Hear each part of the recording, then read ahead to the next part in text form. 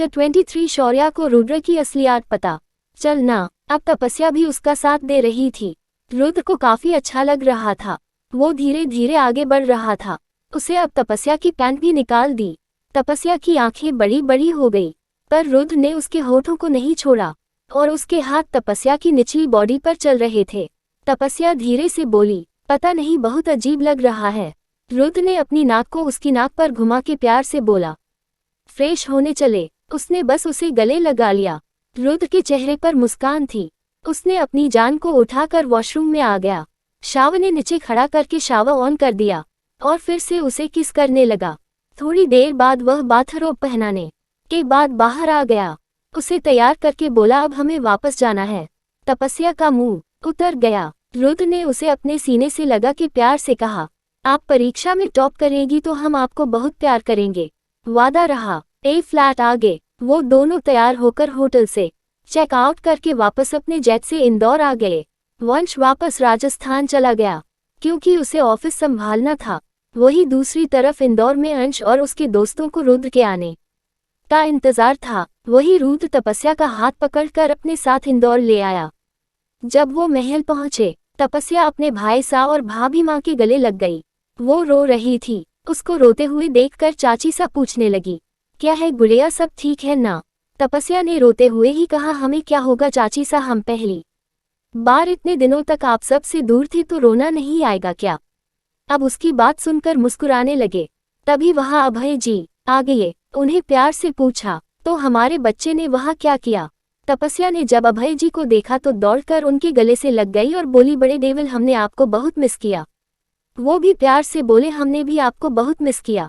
वो बोली, आपको पता है बड़े डेविल, हमने वहाँ बोटिंग की, घूमने गए, शॉपिंग की, हमें बहुत मजा आया। वो भी मुस्कुराते हुए बोले, अच्छा और क्या क्या किया आपने? वो सब कुछ डिटेल्स में बताने लगी, पर उसने उन्हें उन पर हमले वाली बात नहीं बताई। अभय जी, दिल में हमारी छोटी सी गुड़िया काफी बड़ी हो गई है अब। वही कृतिका आगे आई और प्यार से बोली, ये आपकी आंखें लाल क्यों है? तपस्या फौरन बोली, वो हमें कल रात नींद ही नहीं आई। शौर्या ने पूछा, क्यों आपको नींद नहीं आई बच्चा? तपस्या अब अपने भाई की क्या बताती है? उसने थोड़ा हकलाते हुए कहा, वो भाई, हमें आप सबकी याद आ रही थी, बस इसलिए हमें नींद नहीं आई। कृतिका प्यार से बोली, चलो हम आपको लोरी गाकर सुला देते हैं। तपस्या मासूमियत से बोली, भाभी माँ, पहले हमें खाने को दीजिए, हमें भूख लगी है। वो भी हमें अपना सर हिलाकर बोली, जमाई सा आप भी फ्रेश हो जाइए, हम आपको लिए भी खाना लगा देते हैं। रुद्र बोला, आप खाना लगाइए, हम तब तक हमारे भाई से मील कराते हैं। उन्होंने हाँ कहा। रुद्र अंश के कमरे की तरफ बढ़ गया। वही कृतिका खाना लगाने के लिए किचन की तरफ जाने लगी। तपस्या वही बैठकर अभय जी को अपने मुंबई के किस्से सुना रही थी। शौर्य अपनी बहन के चेहरे पर झलकती खुशी देखकर समझ गया, रुद्र उसका बहुत ख्याल रखता है। वो उसकी बहन के लिए सबसे बेस्ट है। उसे अब अपने दादाजी के फैसले पर खुशी थी, पर अब उसे डर लग रहा था। रुद्र एक दिन उसकी बहन को विदा करवा कर ले जाएगा। उसने दिल में कहा, नहीं, हमें रुद्र से इस बारे में बात करनी होगी। वो यहाँ रुकने के लिए उसे अपनी पूरी दौलत भी दे देगा। वो ये सोचकर अंश के कमरे की तरफ बढ़ गया, पर वो दरवाजे के पास ही पहुंचा था, उसे कमरे से आवाज आई। अंश गुस्से से, भाई, हम और कब तक ये सब बर्दाश्त करेंगे? हम उन पर सीधा हमला क्यों नहीं करते? एक ही बार में उन लोगों का किस्सा खत्म, फिर हम अपनी भाभी को अपने साथ अपने शहर ले जाएंगे। माँ पापा कब से अपनी बहू से मिलने का इंतजार कर रहे हैं और हमारा परिवार भी हमारा इंतजार कर रहा है। सक्षम, हाँ भाई यार, यहाँ से फ्री होकर मुझे 1 महीने की छुट्टी चाहिए, फिर हम ऑफिस आएंगे। रुद्रान गुस्से से बोला, आप दोनों को हमने लाड प्यार में कुछ ज्यादा ही बिगाड़ दिया है। आप शायद भूल रहे हैं, आप रुद्रान सिंह राजपूत के सामने खड़े हैं। हम यहाँ एक मिशन के लिए आए हैं। आप जानते हैं अभय दादाजी और उनका परिवार खतरे में है और हम यहाँ सिर्फ उन लोगों की रक्षा करने आए हैं। आप लोगों को क्या लगता है, काम खत्म होने के बाद हम क्या करने वाले हैं? हम खुद अपने जेट से तपस्या जी को पूरी इज्जत के साथ विदा करके अपने महल ले जाएंगे। आखिर उन्हें भी तो पता चले वो राजस्थान की होने वाली हुक्मरानी सा है। हम भी चाहते हैं यहाँ उनके सारे दुश्मनों को मार दे और ले चले उनको, पर ऐसा नहीं है। उनका दुश्मन उनके घर का ही सदस्य है और वो जो कोई भी है, उनकी मदद बाहर से कोई और भी कर रहा है, क्योंकि हमारे आने के बाद से ये हमले बड़े और खतरनाक हो गए हैं। आज कई सालों से अभय दादाजी इस डर में जी रहे हैं, कहीं कोई उनके परिवार को खत्म न कर दे। आप लोग जानते हो वो एक राजा है, वो जो कोई भी है उसे उनकी गद्दी चाहिए जो तपस्या और शौर्य भाई के होते हुए मिलने से रही। इसीलिए वो जो भी था उसका प्लान शौर्य और दादाजी को खत्म करके तपस्या से शादी करना था और यहाँ का राजा बनना था, पर दादाजी ने ये पहले ही भांप लिया। इसलिए उन्होंने हमारे दादाजी से मदद मांगी थी और तपस्या की शादी हमसे करवाने की जिद की। सब ठीक है, हमें पता है घर में वो कौन है जो ये सब करवा रहा है, समस्या अब भी वही है। बाहर से समर्थन का उपयोग कौन कर रहा है, क्योंकि इतने बड़े हमले करना आसान नहीं है। कोई तो है। हमने जहां तक दादाजी के दुश्मनों को जाना है, 5 घराने हैं जो दादाजी के दुश्मनों के साथ मिले हैं, पर उनमें से कौन किसके साथ मिला हुआ है पता नहीं। इसीलिए एक ऐसी टीम तैयार करो जिसे सिर्फ इन सब की जासूसी के लिए से एक्टिव कर दो। मुझे इनके घर के लोगों की एक हल्की खबर चाहिए। शेखावत परिवार और राणावत परिवार और एक राजावत परिवार, ये 3 ऐसा परिवार है जो 70% दुश्मनों से मिले हुए पर और भी कुछ लोग हैं वो पूरे परिवार को ही खत्म करना चाहते हैं। इसीलिए मैंने यहाँ आकांक्षा और रॉकी को बुलाया है। आकांक्षा, आपका काम है हर किसी पर नजर रखना, कोई भी बहुत बात है हमें फौरन रिपोर्ट करना है। वही रोकिए, आप सभी के फोन टैप करेंगे, मुझे रिजल्ट चाहिए ... समझे आप लोग? सब ने हाँ कहा। रुद्र ने अंश और सक्षम से कहा, आप दोनों अभय दादाजी और शौर्य भाई की रक्षा करेंगे और हम खुद तपस्या की रक्षा करेंगे। हमें भी देखना है किसमें इतनी हिम्मत है जो रुद्रांग सिंह राजपूत की बीवी पर हाथ डाल सके। वो दिन ज्यादा दूर नहीं जब वो अपनी जिंदगी की भीख मांगेगा हमसे, पर हम उसे माफ नहीं करेंगे। उसकी बोटी बोटी करके कुत्तों को खिलाएंगे। तभी रुद्र बोला, अब शांत हो जाओ और चलो चुपचाप लंच कर लो और फिर हम यहाँ से चले जाएंगे। बाहर चलकर आगे की प्लानिंग करनी है। रुद्र ने कहा, ठीक है, घर में आप लोग किसी राजा की तरह नहीं बल्कि एक मिडिल क्लास भाई के ससुराल में हो तो वैसे ही व्यवहार करो, ठीक है? सब ने हाँ कहा। अंश ने रुद्र को छेड़ते हुए कहा, वैसे ये सब छोड़िए भाई, ये बताइए आप हमें चाचू कब बना रहे हैं? रुद्र ने जब उनकी बात सुनी तो गुस्से से लाल हो गया। वो बोला, आप पागल हो गए हैं? यहाँ जब सबकी जिंदगी खतरे में है तो हम वहाँ बैठकर वो सब करते हैं। आपको शर्म नहीं आती? आप अपने बड़े भाई से बात कर रहे हैं, आपको बात करने से पहले सोचना चाहिए। अंश भी गुस्से से, भाई बात मत घुमाइए, साफ साफ बताइए, क्या आपने अब तक भाभी के साथ वो सब? सक्षम भी बोला, हाँ भाई बोलिए ना, आप हमें चाचू कभी बनाएंगे? रॉकी बोला, ये भाई हमें भी एक छोटा सा नन्हा मेहमान चाहिए खेलने के लिए। रुद्रांग गुस्से से, लगता है आप लोगों का दिमाग खराब हो गया है जो हमसे ऐसी बातें कर रहे हैं। आपने दोबारा हमसे ऐसी बात की तो हम आप लोगों को वो सजा देंगे। वो आगे कुछ कहता है उससे पहले ही अंश बोल पड़ा, भाई ये अफवाह सच तो नहीं? कहीं आपको लड़के पसंद है? रुद्र ने उसे घूर कर देखा और बोला, बहुत हो गई तुम्हारी बकवास, यहाँ से जाने के बाद हम आपको राजस्थान की तपती रेत पर लिटाकर इतने कोड़े मारेंगे तुम हमसे जिंदगी की भीख मांगो। अंश डर कर, भाई आप ये क्या कह रहे हैं? हम आपके छोटे भाई हैं, आप हमारे साथ ऐसा नहीं कर सकते। और हमने गलत क्या कहा है? हमें चाचू बनाना है, इसमें गलत क्या है? रुद्र गुस्से से, अंश हम एक बच्चे को पहले ही समझाते समझाते थक गए हैं, अब आप शुरू मत हो जाना। आपको चाचू हम तपस्या की पढ़ाई के बाद बनाएंगे, तब तक इस बारे में किसी ने अपनी भाभी के सामने बात भी की तो हम आप लोगों को छोड़ेंगे नहीं। अंश उसकी बात में पॉइंट पकड़ते हुए, आप बच्चे को समझा रहे हैं? मतलब भाभी ने भी आपसे ये कहा है उनको माँ बनना है? रुद्र को खुद पर ही गुस्सा आया था। उसने खुद को शांत किया और बोला, बकवास बंद, काम पर ध्यान दो। रॉकी बोला, भाई आप भाभी को मुंबई लेके चले गए थे, फिर भी आपने उनके साथ कुछ नहीं किया। रुद्र ने स्माइल करते हुए कहा, दादाजी ने हमारी शादी एक प्यारी सी बच्ची के साथ करवाई है, हम चाहते हुए भी उन्हें हट नहीं कर सकते। वो मुस्कुराने लगा। उसके भाई सब उसे देखकर, भाई आप तो मुस्कुरा रहे हैं, इसका मतलब आपको कहीं भाभी से प्यार तो नहीं हो गया? रुद्र ने गुस्से से कहा, बीवी है वो हमारी, क्या हमें उनसे प्यार नहीं होना चाहिए? आकांक्षा पर बॉस आप और प्यार? रुसर्द ने गुस्से से उन्हें घूरा और बोला, बहुत मेरी बातों के अलग अलग मतलब निकालते हो ना आप लोग। आज रात हम सब बाहर जाएंगे और क्लब तक आप लोग चल कर आएंगे। सब ने हाँ कहा और वहां से निकलकर डाइनिंग हॉल की तरफ बढ़ गए। सभी मुस्कुराए कर रहे थे। वही शौर्या ने उनकी सारी बात सुन ली थी, पर उसे अब पता चला था रुद्र और कोई नहीं। एशिया का सबसे बड़ा बिजनेसमैन रुद्रांग सिंह राजपूत है, जो अपने गुस्से और घमंड के कारण जाना जाता है। वो उसकी बहन का पति है।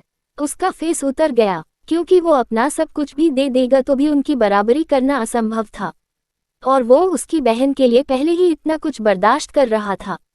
यहाँ तक कि उसने उसके साथ अब तक कुछ भी नहीं किया था और उसकी बहन को प्यार भी करता था। दादाजी, अब आपसे क्या कहूँ, आपने हमारी गुड़िया को बेस्ट से भी बेस्ट इंसान ढूंढा है, पर डर लग रहा है हमारी गुड़िया हमें छोड़कर चली जाएगी। यही सब सोचते हुए वो डाइनिंग हॉल में आ गया। वहां आकर देखा तो जया जी उन्हें डाइनिंग हॉल में कुर्सी के लिए सुना रही थी। शौर्य ने गुस्से में उन्हें घूरा और बोला, आपकी हिम्मत कैसे हुई बुआ जी उनके बारे में ऐसी बातें करने की। भूलिए मत, वो हमारे घर के जमाई सा है। आपको इतनी दिक्कत है उनसे और उनके दोस्तों से, तो आप अपना लंच, डिनर और ब्रेकफास्ट कमरे में कर सकती हैं। सब शौक होकर उसे ही देख रहे थे। रुद्र उसे शांत करवाने के लिए बोला, भाई आप ऐसा क्यों कह रहे हैं, हम और तपस्या कमरे में बैठकर खा लेंगे। शौर्य ने गुस्से से कहा, आप कमरे में क्यों जाएंगे, ये घर जितना हमारा है उतना आपका भी है। जमाई है आप इस घर के, और बुआ जी आपको नहीं लगता आपको काफी दिन हो गए यहाँ आए हुए, अब आपको आपके घर चले जाना चाहिए। जया जी ले साथ साथ सभी को शौक लगा। शौर्य अभय जी से बोला, दादाजी आपकी बेटी ने दोबारा हमारी बहन या जमाईसा को कुछ भी कहा तो हम उन्हें धक्का देकर घर से निकाल देंगे। कोई कुछ नहीं बोला। तभी तपस्या खुश होकर अपने भाईसा के गले लगकर बोली, भाई आपने हमारे पति को अपना लिया। शौर्य ने प्यार से कहा, वो है इतने अच्छे, उन्हें कोई रिजेक्ट कर सकता है बच्चा। वही कृतिका अपने पति के व्यवहार से सब पता लगाने की कोशिश कर रही थी, आखिर उन्हें हुआ क्या है। 24 तपस्या के उड़े होश, सब शौक होकर उसे ही देख रहे थे। रुद्र उसे शांत करवाने के लिए बोला, भाई आप ऐसा क्यों कह रहे हैं, हम और तपस्या कमरे में बैठकर खा लेंगे। शौर्य ने गुस्से से कहा, आप कमरे में क्यों जाएंगे, ये घर जितना हमारा है उतना आपका भी है। जमाई है आप इस घर के, और बुआ जी आपको नहीं लगता आपको काफी दिन हो गए यहाँ आए हुए, अब आपको आपके घर चले जाना चाहिए। जया जी ले साथ साथ सभी को शौक लगा। शौर्य अभय जी से बोला, दादाजी आपकी बेटी ने दोबारा हमारी बहन या जमाईसा को कुछ भी कहा तो हम उन्हें धक्का देकर घर से निकाल देंगे। कोई कुछ नहीं बोला। तभी तपस्या खुश होकर अपने भाईसा के गले लगकर बोली, भाई आपने हमारे पति को अपना लिया। गरिया ने प्यार से कहा, वो है इतने अच्छे, उन्हें कोई रिजेक्ट करता है बच्चा। वही कृतिका अपने पति के व्यवहार से सब पता लगाने की कोशिश कर रही थी, आखिर उन्हें हुआ क्या है। अब आगे लंच करने के बाद रुद्रा अपने कमरे में जाकर अपने लैपटॉप पर काम करने लगता है, और तपस्या पूरे घर में बस चप चप करती रहती। वो घर की जान थी, तो वो अपना काम कर रही थी। अपनी मस्ती और अपनी अजीब अजीब बातों से सबको परेशान करना, यही उसका काम था। उद्धरण चिन्ह। ऐसे ही दिन गुजर जाता है और रात के खाने का वक्त हो जाता है। अंश खुद रुद्र को खाने के लिए बुलाने आता है। रुद्र की नज़र तब घड़ी पर जाती है। वो देखता है इतनी देर हो गई, तपस्या कमरे में नहीं आई। उसने अंश से पूछा, आपकी भाभी का क्या हाल है। अंश मुस्कुराता हुआ बोला, होगा, वो दिन भर जितने लोग थे वो सबका सर खा चुकी है। उनकी नॉन स्टॉप गॉसिप अब भी शुरू है। चलिए आप खाना खा लीजिए। वैसे भाई आप उन्हें कैसे झेलते हैं, उनके साथ कोई 1 घंटे रह ले बड़ी बात है। रुद्र ने उसकी बात सुनकर घूरकर उसे देखा और बोला, ये सब दादाजी का किया धरा है।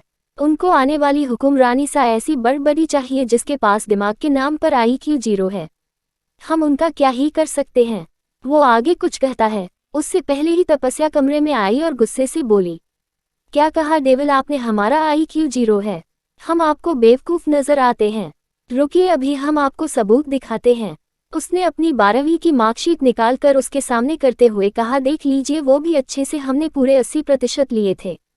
अब बोलिए कौन से एंगल हम आपको 0 IQ वाले नजर आते हैं, बोलिए। रुद्र समझ गया वो उससे गुस्सा हो गई है। रुद्र ने धीरे से पूछा, आप यहाँ क्या कर रही थी, और आप दिन भर कमरे में क्यों नहीं आई। तपस्या ने रोते हुए कहा, एक तो आप हमें डफर समझते हैं, ऊपर से कह रहे हैं हम आपके कमरे में क्यों नहीं आए, और आकर भी क्या करते, सिर्फ आपको परेशान है ना। बेचारे दादाजी कैसे झेलते होंगे आप जैसे इंसान को, बेचारे तरस आ रहा है हमें उन पर। आप तो उनको भी स्टैंड अप सिट डाउन करवाते होंगे ना। रुद्र ने घूरकर उसे देखा।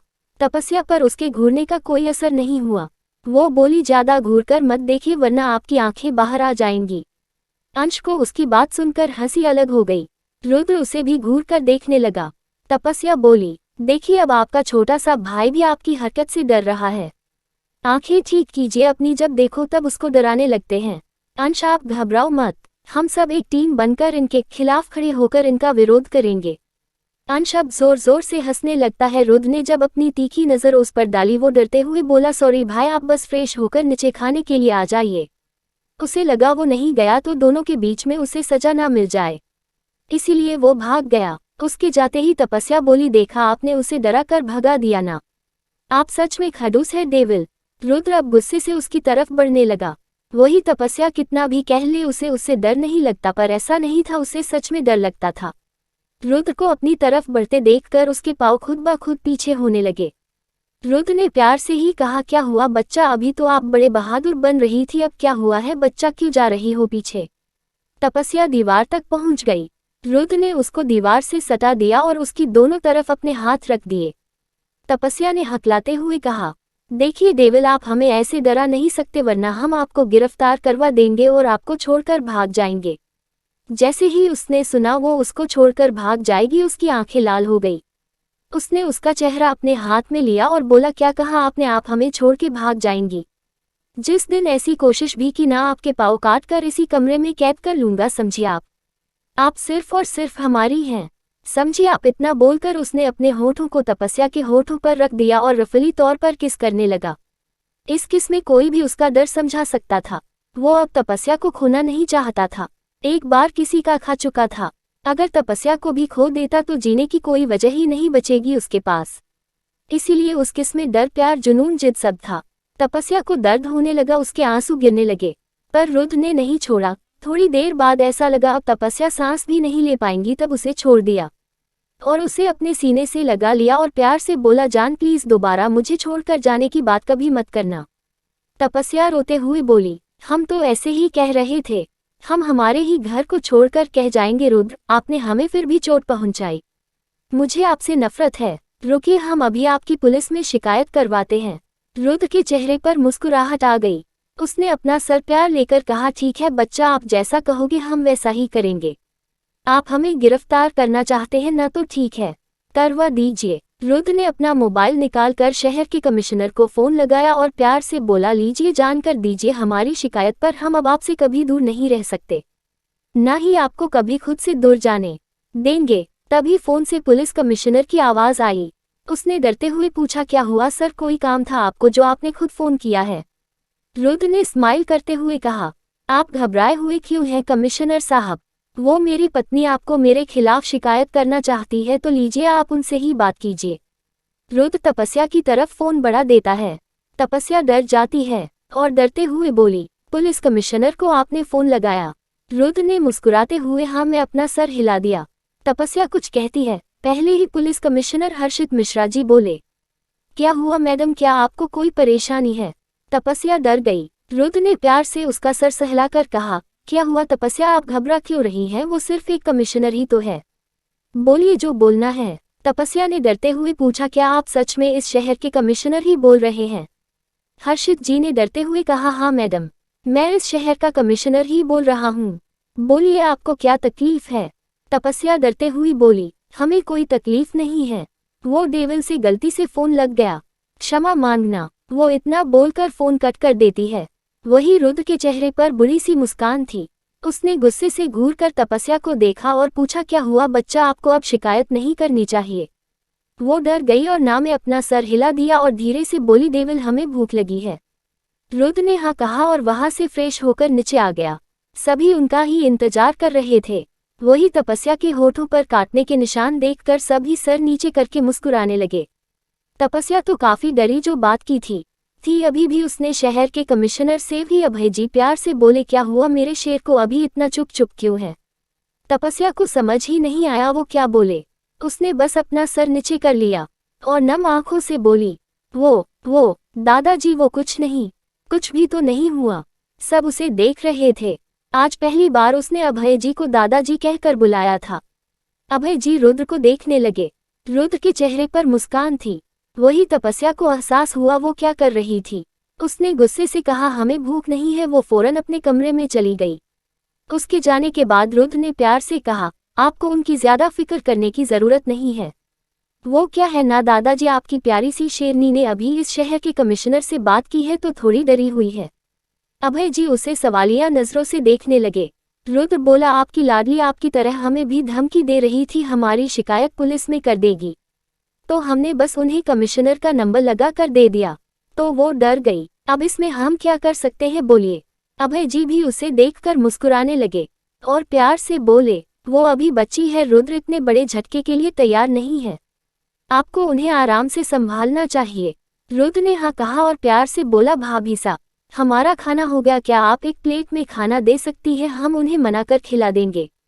कृतिका भी मुस्कुराते हुए बोली, जी जमाई सा। उसने एक प्लेट में खाना निकालकर उसे दे दिया। रुद्र वो खाना लेकर ऊपर की तरफ बढ़ गया और अपने कमरे में आकर दरवाजा बंद किया और तपस्या को कमरे में देखने लगा। तपस्या वहां नहीं थी। वो ये देखकर बालकनी की तरफ बढ़ गया। उसने देखा तपस्या वहां रेलिंग के सहारे खड़ी आसमान को घूर रही थी। उसकी आंखें नम थीं, शायद आसमान में कुछ ढूंढ रही थी।